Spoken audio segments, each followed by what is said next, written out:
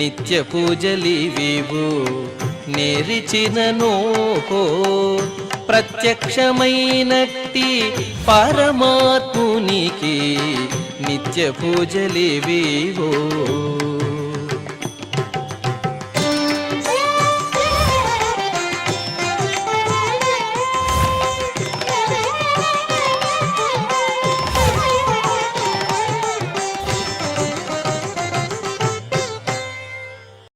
ఓం నమో వెంకటేశాయ. ఈరోజు బుధవారము, శ్రీ విశ్వావసనామ సంవత్సరము, దక్షిణాయనము, హేమంత ఋతువు, పుష్యమాసము, కృష్ణపక్షము, ఏకాదశి తిథి, అనురాధ నక్షత్రము, జనవరి 14, 2026.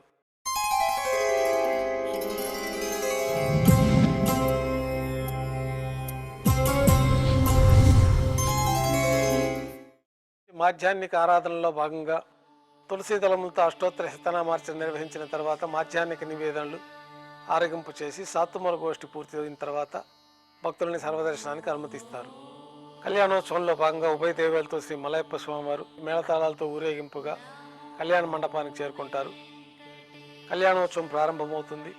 పుణ్యాహవచనము, అంకురార్పణ, రక్షాబంధనము, అగ్నిప్రతిష్ఠ, స్వామివారికి అమ్మవార్లకి కళ్యాణోత్సవం సందర్భంగా నూతన పట్టు వస్త్రాల సమర్పణ, మహాసంకల్ప పఠనం, మాంగళ్యాలకు అభిషేకము, మాంగళ్యాల ఆరాధన పూర్తయిన తర్వాత స్వామివారి తరఫున మాంగళ్యాలను అమ్మవార్లకు సమర్పణ గావించి ఈ సందర్భంగా స్వామివారికి కర్పూర నీరాజనము, అమ్మవార్లకి కర్పూర నీరాజనాన్ని సమర్పించి విశేషమైన హోమాలతో పూర్ణాహుతి పూర్తయిన తర్వాత మాలా పరివర్తనం అనే కార్యక్రమాన్ని నిర్వహించి ఉభయ దేవేరులను శ్రీవారి చెంతకు చేర్చి అక్షతారోపణం అనే వైదిక కార్యక్రమాన్ని నిర్వహించి నైవేద్యము, తిరిగి కర్పూర నీరాజనంతో కళ్యాణోత్సవం పూర్తి అవుతుంది.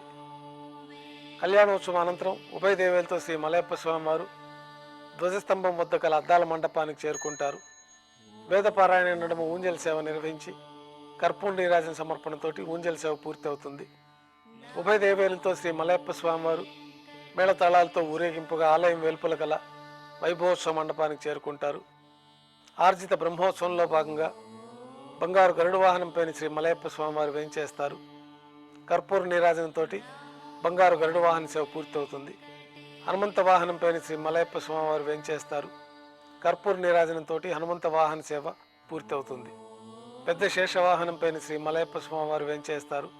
కర్పూర నీరాజన సమర్పణతోటి పెద్ద శేషవాహన సేవ పూర్తి అవుతుంది. ఉభయ దేవేలతో కలిపి శ్రీ మలయప్ప స్వామివారికి తిరిచిపోయిన కర్పూర నీరాజన సమర్పణతోటి ఆర్జిత బ్రహ్మోత్సవం పూర్తి అవుతుంది.